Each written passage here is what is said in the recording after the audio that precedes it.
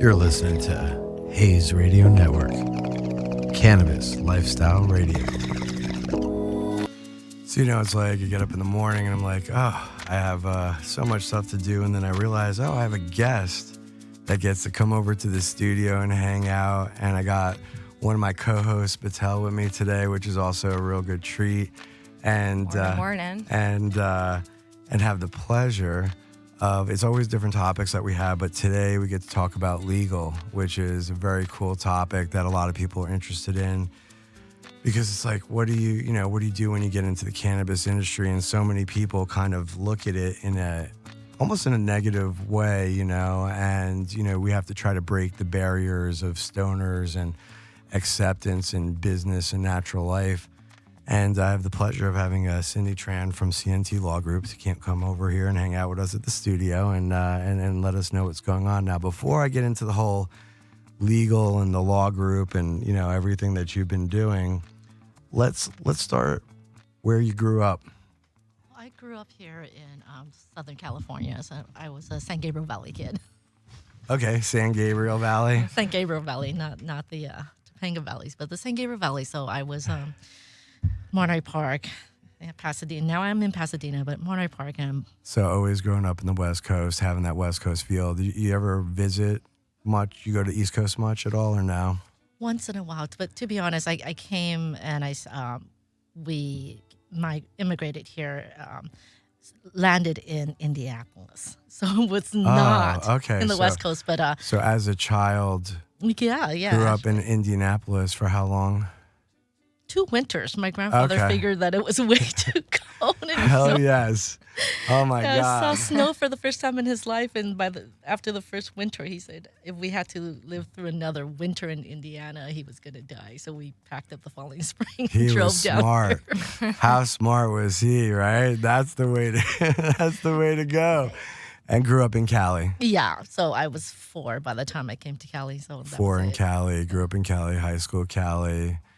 College Cali, so law college, school Cali. Really? Okay. I stayed local. Okay, that's cool though. Good friends throughout. Like, did a lot of your friends kind of graduate and do the same thing? Maybe go to school, similar schools and stuff, or you kind of just rogued out yourself? What was the scenario? Kind of rogued out. I think a lot of my friends are still somewhat in the San Gabriel Valley Chinese culture community. My husband and I kind of ventured out towards the west side and worked over at Brentwood for a while. My husband works out in the west side as well, and now we're settled into Pasadena. So and legal? No, we can't have 2 attorneys in the family. I know people that are like that, husband and wives that are attorneys. Seems pretty power couple-ish. You know what I mean? Can't imagine the conversations they have at home at the dinner table. I guess it's possible. I mean, right? It is possible, right? It is. So did you know right away, like in school, I'm going to do law and stuff? Did you have a passion for it, or what was the situation? No, actually, growing up, I wanted to be an astronaut, but my aunt wanted me to be a doctor like every other Asian family, right? They need to have some sort of doctor in the family. Sure. I went through and did biology and realized I really don't want to be a doctor. So I have a business background. Was it a squeamishness, or what was the biology part like? Kind of. It just wasn't. The formaldehyde was not something I could do. Yeah. I don't like it either. This smells crazy. It's horrible. And I have never seen so many high school boys who are so about themselves that run out the door and start vomiting in the hallway. Yeah. when we did. So not something I wanted to do. But sure. My background is actually, my undergrad was in computer information systems. Oh, wow. Okay. The School of Business. Sure. And that was really when, both of us are a little bit older, so it dates back to really computer technology on its first legs of what it is, right? It is, but you know what? We graduated just after the .com boom, so we didn't get to take advantage of that. Yeah. And it's interesting how much technology and computers, all that stuff changed, right? I can't keep up. Right. And just because I have a CIS does not mean I know anything about computers anymore. Sure. No, sure. Yeah. And then what made you lean towards legal? Well, while in college, I took a interest with CIS. I took an interest in cyber law and Oh, trademarks, so you kind of went in it and twist, still part of I it. was Wow. intellectual property was what I wanted to do. And Sure. so then that's when I went off and went to law school only to find out that CIS was a soft science, Okay. which means I can't take the patent bar. Oh, I understand. So Now, for those people out there, laymen that are listening and, interested in learning about different things, reason why having you on, explain what intellectual property is, because a lot of people just are like, they say, "Oh, I'm in IP," or I'm in intellectual property, and people look at me sometimes like I have four heads, like, and they don't know what I'm doing, what I'm talking about. it's actually all about your head because we are talking about properties that resides in your head. That's exactly what we're talking about. Okay. So we're talking about things that you come up with, things like softwares, ideas that are then placed onto a medium. So music, books, Sure. creative work Sure. that all come out of your head, and then what we do is in order for it to become property, it has to be fixed on a tangible medium, which then becomes the song on a CD or the book that's published. When it's in your head, we can't do anything about it, but once you've taken it Sure. out of your head and present it to the world, it becomes intellectual property. Now, And you have a right over your creative work. yeah, and controlling and to make sure that people don't steal it, people don't use it, and things of that nature. Absolutely. And that includes marketing and branding, your trademarks. That's an intellectual property. Okay. Now, a lot of people definitely know what it's like to register a copyright, and people definitely know what it's like to do a trademark and have heard, various things about it. If someone can't afford a trademark, let's say, how do they copyright in a way, or how do they have some form of protection until they can have someone of your stature help? Well, first of all, trademarks, you don't have to register it to have rights to it. There's something called common law rights, Okay. right? So if you are using something as a trademark or a service mark, what you want to do is put the little TM or the SM at the end of your mark. Even if it isn't registered. Even if it isn't registered, you can still acquire rights to it and eventually register it later on. But while you're using it as that, you need to put everyone on notice by putting the little SM or Sure. TM next to it. Now, how do you preserve or prove you started before someone else? In today's world, In today's world.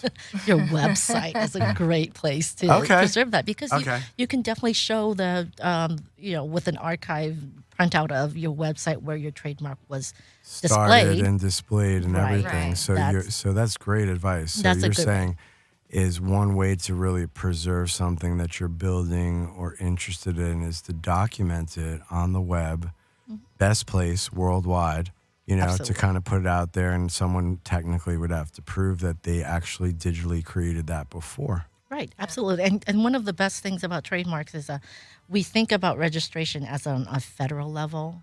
So if your business is very local and confined to a geographical location, you're not the website's a good place, but a cheaper version of the trademark application is registering with your state instead of all 50 states and territories. Oh, okay. Interesting. So to hire an attorney to register you in the state that you're in, which is something you provide, right? And do something like that. Absolutely.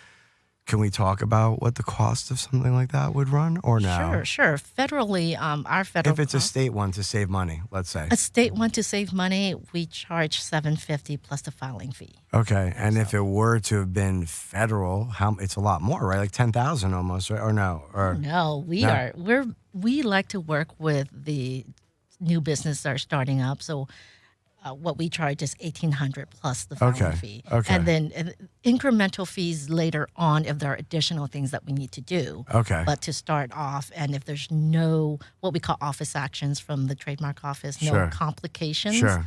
$1,800 plus the filing fee will get you through the end. Yeah. So, if you can't afford the $3,000 at first, but at least you can come up with, under 1,000, you could at least secure yourself in the state, Absolutely. throw up a website, as you build it up and actually bring some revenue, you can say, you know what, let me step it up and let me do the federal mark, right? Now, if they already did the state mark, is there any discount towards doing it federally, or it just doesn't matter at that point, right? You just kind of like did it until you can, and then you pay another $2,000 and do that. But it's good to do that if that's what your budget is, I guess, right? Absolutely. And I advise for those who are not going to go straight to a registration on the federal level is that if you are using it on a common law basis, keep track of it. Try to use it for about 5 years. Make sure no one challenges you. Okay. That way, when you file federally, we file it under a different basis, one that's called used in commerce rather than an intent to use. Now, if when you use intent to use, right, it does take a while. If someone tries to appeal it, things of that nature, it could almost take years before one truly has a registered trademark, right? Absolutely. If someone was doing it for years, like you said, and it's processed that way, does that mean that it takes a shorter time for the trade office to approve it? Yes. Okay.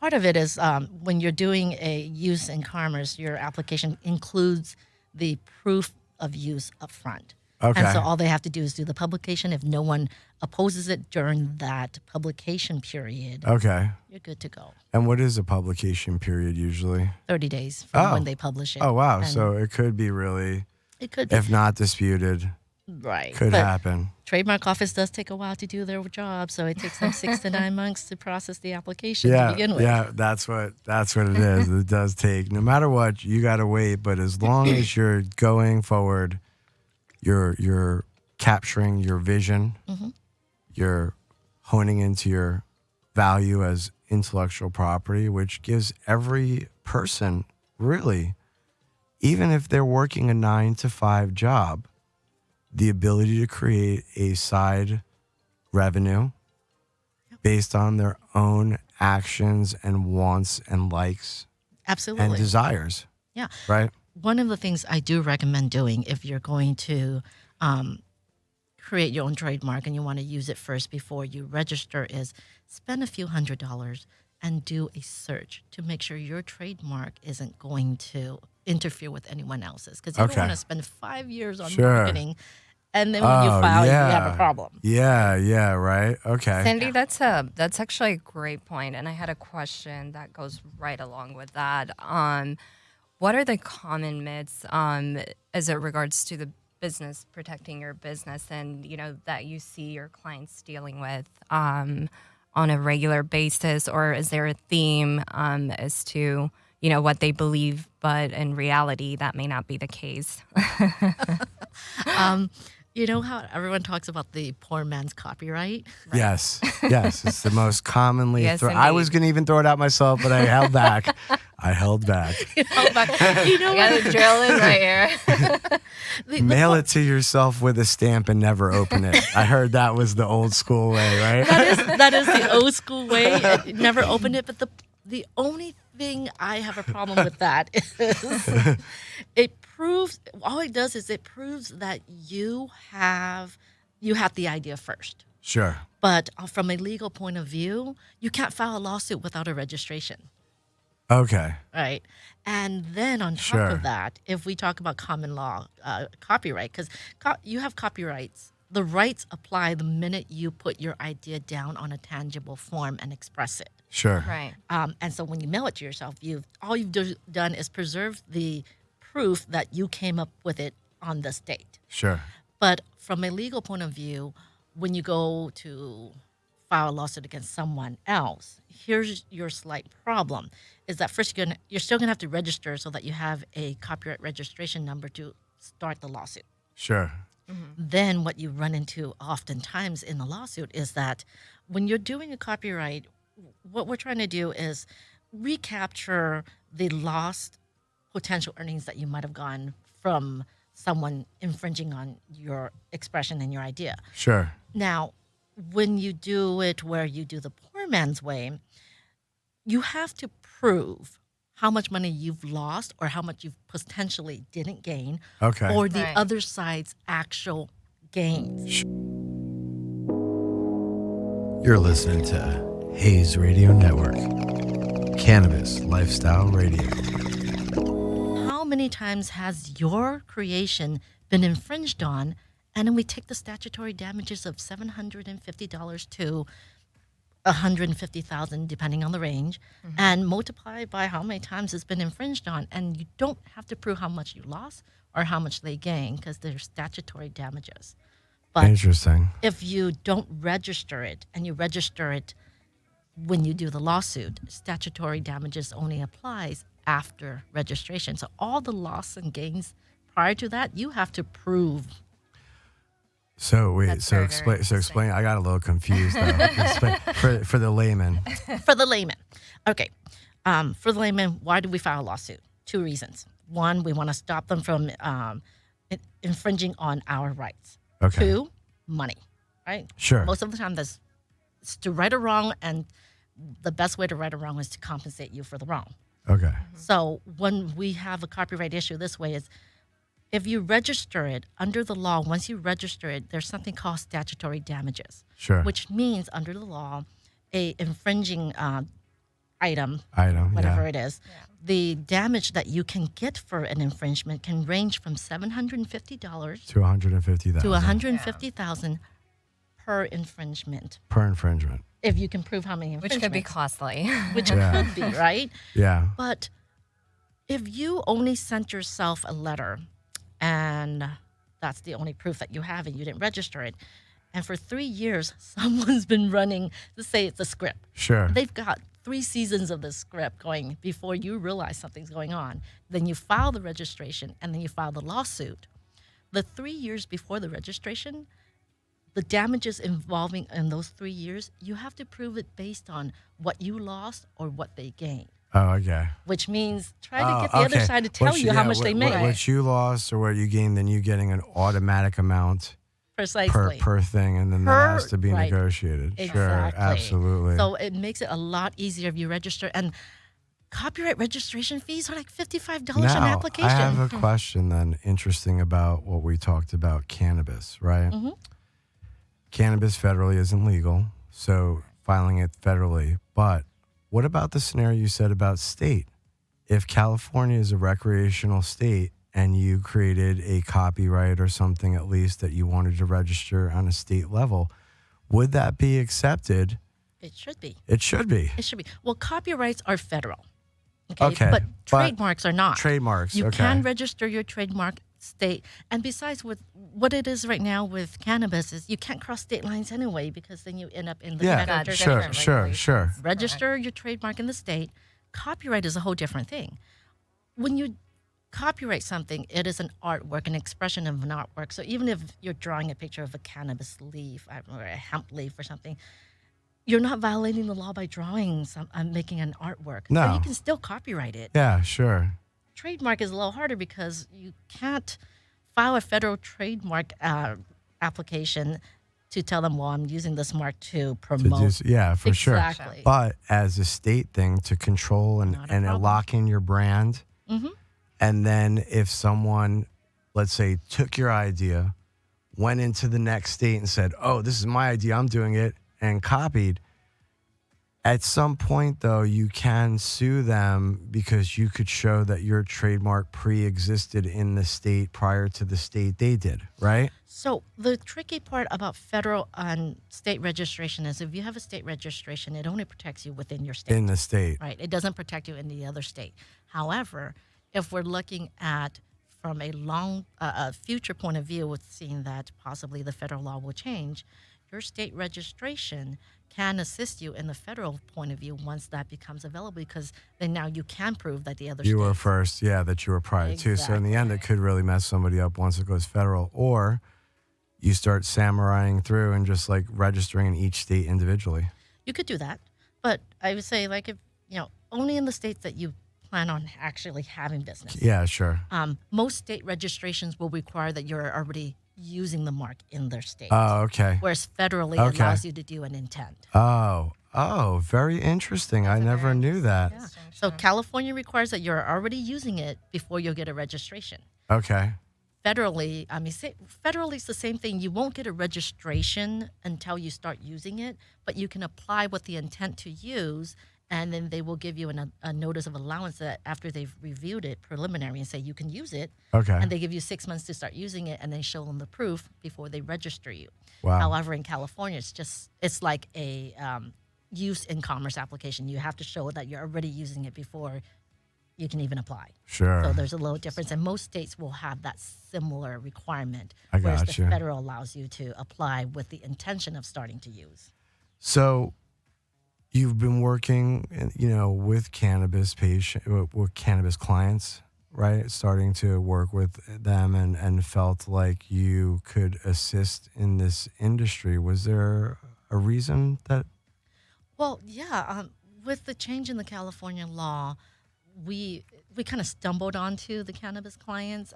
We are business law attorneys, so our main focus is business contracts, trademarks, copyrights, anything having to do with business. But most of formation these and all. cannabis brands, it's very integral, right? Because a lot of these guys, to be honest, very more than not, are part of groups that want to sell out to a bigger group.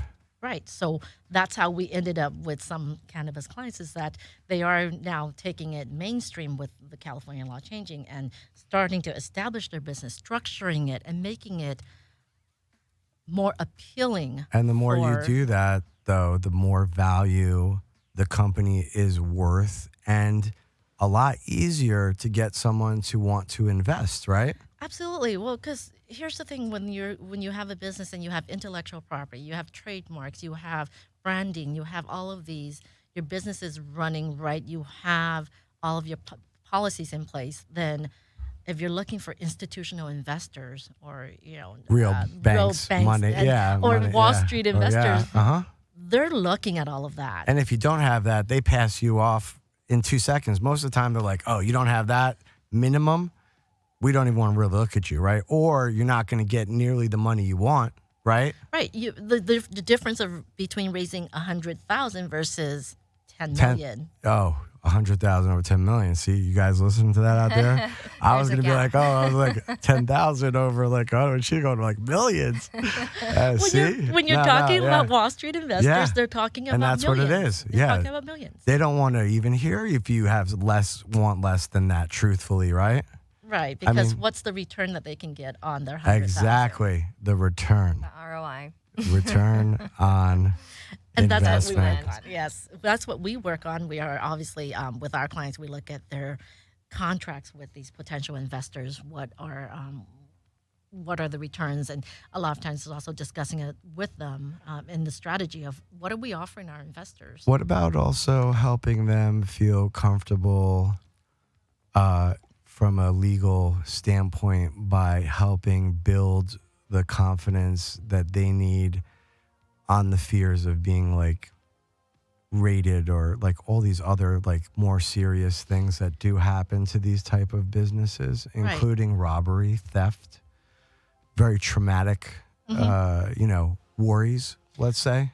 Right. What you're talking about now is more on the realm of the potential criminal liability of things and compliance issues. Yes. Now, as much as we can help Like with compliance, Yeah, exactly. with compliance issues, I mean, we are, again, on the business law side, obviously we've got you covered on all of the compliance on the normal, typical business part. But when it comes to the cannabis compliance part, because we are business law attorneys, we're not necessarily the experts in our industry. But you're we getting work into with- it. You yes. want to. You're absolutely. associating with. And that's not the easiest thing to find.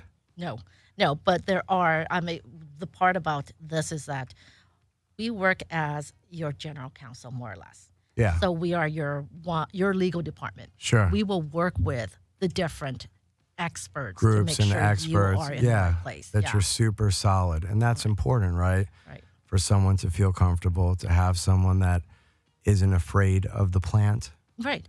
What the main part is, you need to be able to do what you're good at, which is your business, and let the other people like myself, our firm, handle the legal part of it, which includes anything from your lease agreements, your intellectual property, to even your compliance. And will even work starting the business from scratch, right? If somebody were to come to you and say, you know what, I got this great idea.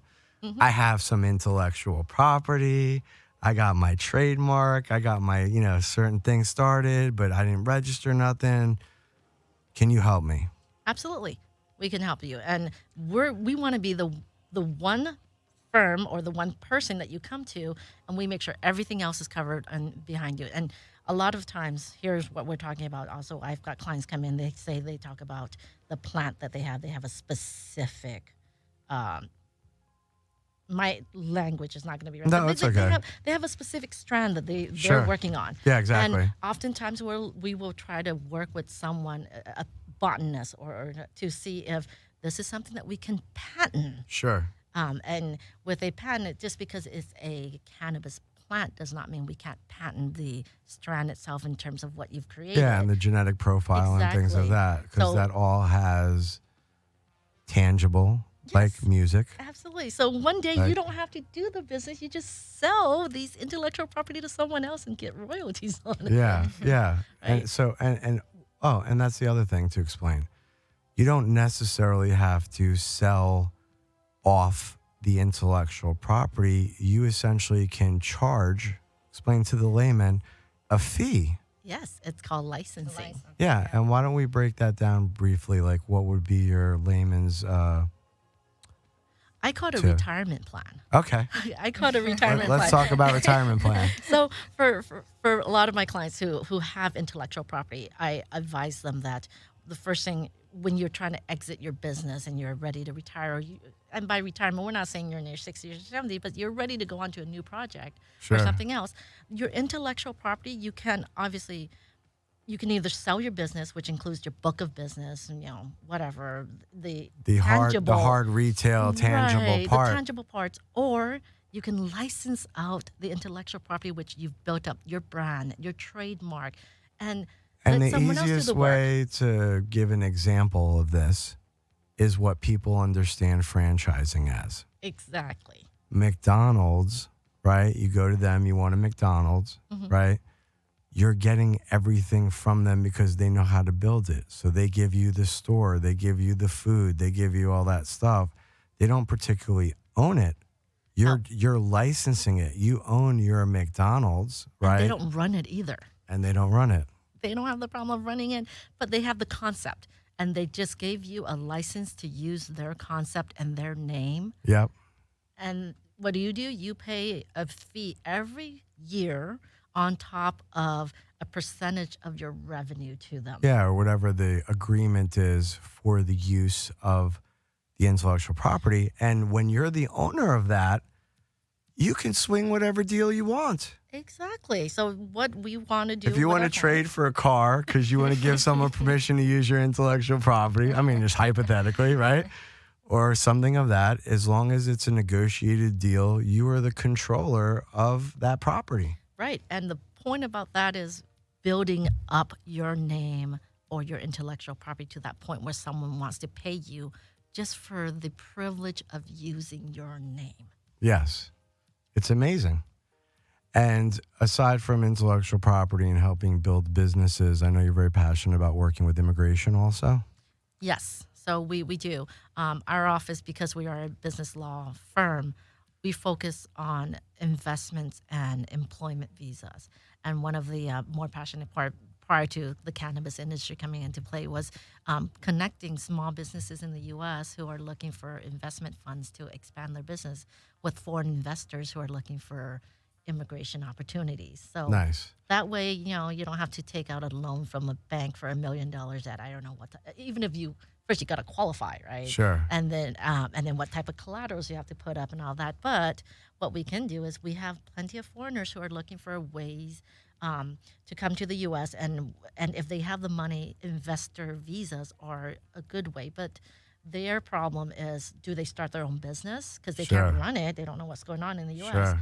So we like to partner up U.S. businesses who need funding Sure. with foreigners who need visas. And Wow. that way, it's a win-win situation. So I would think a natural transition, especially with cannabis, and one of the most larger, even politically thrown around thing these days is social equity. is essentially social equity, that these licenses aren't just given out to big corporations and things, and that other people get to have a fair shake in this green rush, this wonderful green rush of this economy that we're having from cannabis. And a lot of people hear on the news about applying for their licenses, whether it be manufacturing or distribution or dispensaries. And a lot of, people that fall into social equity are looking for who they can go to help them apply. Absolutely. The social equity program is great in that they're giving the opportunity to these people, but in practicality, once you give them a license, what can they do? How are they going to qualify to get the investment to start the business? I mean, Sure. It's not a business that takes a few $1,000s to start. No. So this is a great opportunity where if you've got a license, you've got an opportunity for a license, and you're needing, anywhere from $900,000 to $2 million, or even a few $100,000. Say you need $500,000 to start. Well, the investment that the investor immigrants need to invest is a minimum of $1.8 million, and they get a discount if they're investing in a location that has high unemployment. So then they get to invest half of that amount, so which is $900,000. So, you know what? They have to invest that money anyway, and Sure. they need to put it into a business that and work with someone who's going to be able to create the jobs that they need. 10 full-time jobs. Sure. So once federally this goes well, our friends in the cannabis industry, especially with the social equity program, are going to be able to get investors from the other countries at a much lower rate, sometimes at zero return, so long as you. And that's what we negotiate. You have a network of that. Not everybody has, Asian markets to be able to work with, which is specifically that, you have we have a network concentration, of people. let's say. And we definitely do. We work with investors from all of Asia. So we're not only Southeast Asia. We do work with investors from even Russia and the Middle East as well. So Russia. We're not tied only to China. Yeah, for sure. No, absolutely. But Vietnam is our next market that we are looking at. So, and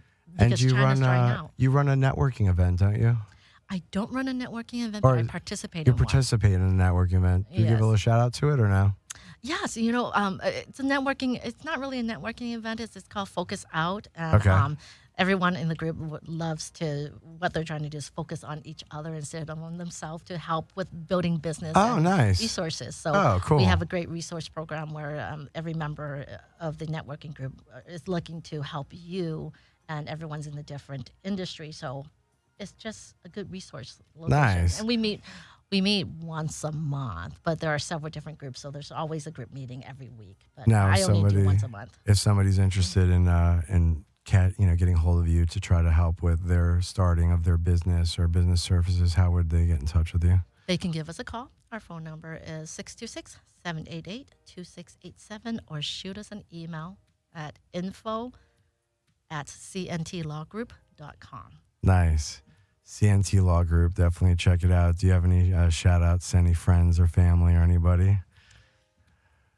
No. No. I did think about that. Shout out. Yeah. Mom is going to get upset. I think everybody will do it. Everybody. Everybody out there, thank you so much for coming on and hanging out with us today on the Haze Radio Spotlight. We learned so much about trademarks, copyrights, and the importance of having an attorney, especially, for all kinds of situations, You know what? Let me do a shout out. Let me do a shout out to all of the entrepreneurs out there. Think about an attorney not as someone you go to when you have a problem, but as an advisor that you talk to on a regular basis, so that they can make sure you're protected and catch the things that you need to do before it becomes a problem. Yeah, right? Exactly. One of the cool things I know she told me last time when we were talking is that if you have a lawyer, when you have your board meetings, what was it again? So the attorney-client privilege thing they're talking about. Yes. Have your attorney show up. Right. Have your attorney be a part of your decision-making process so that they can advise you as you're making these decisions. But the other benefit was what? There was some other protective, or what was it? Well, when you're having a conversation with your attorney, it's legal advice and it is confidential. So nobody in the board meeting could go run out, start talking about things to anybody else. It almost without kind of like, violating some sort of confidentiality. see, I like That's a that. great barrier. That's cool. Hit up Cindy, CNT Law Group. She's got all the punches to pull out if you need some help out there. Thank you so much for coming on the Thank you, Haze Radio Cindy. Thank you for Spotlight. having me. Thank you so much.